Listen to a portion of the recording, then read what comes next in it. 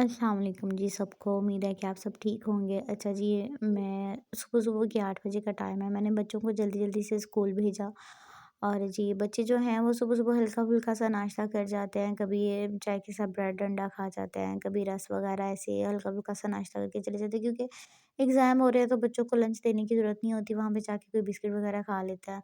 जब भूख लगती है तो इस तरह से होता है, कोई स्नैक्स वगैरह दे देते हैं तो वो खा लेता है।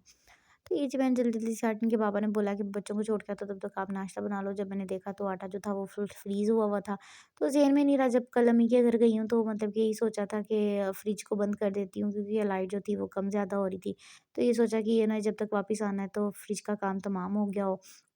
तो मैंने जो था आटा वो उठा के फ्रिज में रख दिया ऊपर वाले फ्रीज़र में। तो जब वापस आई हूँ तो मैंने फ्रिज चलाई है तो आटे को निकाल के नीचे रखना जो है वो भूल गई।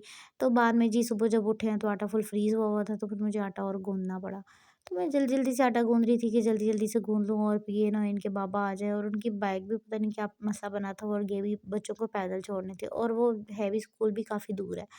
तो मैंने कहा चलिए जी, जब तक उन्होंने आना तब तक तो ये हो ही जाएगा। लोगों की आदत होती है कि आटे को मतलब कि रख के तो फिर रोटी बनाते हैं कि जी आटा जो है वो उतर जाए तो फिर हमसे रोटी बनती है, ऐसे रोटी बनती नहीं है।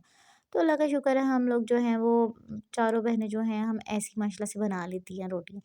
कि आटा गूँध के फ़ौरन बना लेती हूँ, क्योंकि अम्मी ने ऐसी आदत डाली हुई है कि ये ना होए कि जी आप लोग घर पे मेहमान आए और आप लोग को जी आटा गूँधना है, और जब तक आप लोग आटा गूँध के उसका वेट करो जी कि हाँ, अब आटा जो है वो उतरेगा तो फिर हम रोटी बनाएँगे, वरना हमसे रोटी नहीं बनती, तब तक मेहमान ही चला जाए। तो बेटा जब भी कोई घर पे आए तो जल्दी से आटा गूँदो और फ़ौरन से उसको रोटी बना दो। ये ना बोलो कि जी हाँ, अभी आटा गूँधा हुआ नहीं है। तो हम लोग जल्दी-जल्दी से मतलब कि करके तो रोटी बना देते हैं। तो जल्दी-जल्दी से मैंने आटा गूँधा और मैंने सोचा कि चलिए जी मैं साथ-साथ ना, देखिए गंद भी कितना पड़ा हुआ था ये, क्योंकि सुबह-सुबह का टाइम था, अभी सफाई वगैरह तो की नहीं थी।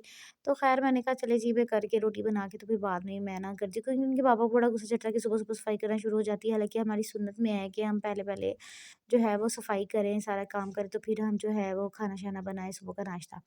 लेकिन ये है कि इनके पापा को गुस्सा आता है, कहते हैं पहले कुछ खा लिया करो तो फिर जो है वो किया करो, क्योंकि सुबह-सुबह ये होता है कहते हैं कि तुम गिर पड़ी होती हो, कहती हो कि मुझे ये हो रहा है, मुझे वो हो रहा है, पहले कुछ खा लिया करो फिर काम किया करो। तो मैंने सोचा चलिए जब तक इनके पापा नहीं आते तब तक जो है मैं वो बर्तन धो लेती हूँ।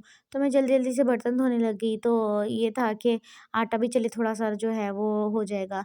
तो उतनी देर में इनके बाबा भी आ जाएँगे, क्योंकि मेरी आदत है ताज़ी रोटी खाने का। इनके बाबा जो हैं वो खा लेते हैं कि रोटी बना के रखते हैं, वो कहते हैं मुझे सॉफ्ट रोटी अच्छी लगती है। लेकिन मैं हूँ कि मुझे ना क्रिस्पी सी रोटी जो होती है ना वो अच्छी लगती है, पराठा ख़ास तौर पे।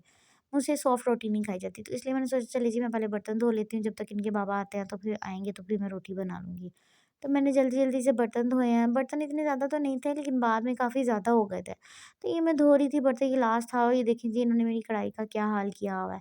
ये नॉन स्टिक किया और इन्होंने सारा कुछ मतलब कि इसके अंदर से सारा वो जो इसके लगा हुआ होता है पेंट सा, क्या वो इन्होंने सारा, मैं अपनी ससुराल गई हुई थी और पीछे से इन्होंने खाना बनाया और पता नहीं क्या इसके अंदर मारा है। दोस्त वगैरह आए हुए थे तो इन्होंने सारे मेरे बर्तन ख़राब कर दिए। क्योंकि मेरा जो है पूरा सेट ही नॉन स्टिक का है, तवा वगैरह हर चीज़ जो है मेरी नॉन स्टिक की है। तो फिर मैंने कहा कि चलिए जी मैं सिंक भी साथ ही धो लेती हूँ। जब तक इनके बाबा आएँगे तब तक मतलब कि रोटी भी बन जाएगी। तो ख़ैर मैंने जल्दी-जल्दी से अपने हाथ भी धोए और सिंक धोया, और जल्दी से ये था कि इनके बाबा फिर आ गए थे तो मैं रोटी बनाने लगी। फिर नेक्स्ट मैं आपको अगले व्लॉग में बता